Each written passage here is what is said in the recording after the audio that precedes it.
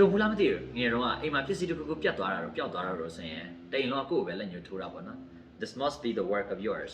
Hello မနေ့က work နဲ့ job ရဲ့ကွဲပြားမှုကိုပြောလိုက်တော့လေ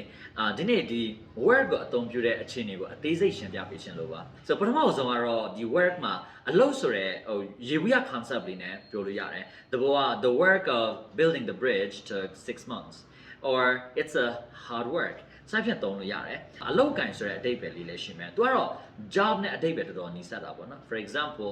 it's difficult to find work at the current state of economy နောက်ထပ်လုပ်ငန်းခွင်ဆိုတဲ့အဓိပ္ပာယ်လေးလည်းရှိသေးတယ် like he goes to work at 8 o'clock in the morning နောက်တစ်ခါလူသိနေတဲ့အဓိပ္ပာယ်လေးတစ်ခုပြသူကလုပ်စရာဆိုတဲ့အဓိပ္ပာယ်လေးနဲ့သုံးလို့ရတယ် For example they had no work last Sunday so they decided to go sightseeing and အရန်သုံးလို့ကောင်းတဲ့အဓိပ္ပာယ်ရှိတယ်လက်ရာဆိုတဲ့အဓိပ္ပာယ်ပါ like Mona Lisa is the work of Leonardo da Vinci and နောက်ဆုံးအဓိပ္ပာယ်ကလက်ချက်ဆိုတဲ့အဓိပ္ပာယ်like this broken glass must be the work of our new puppy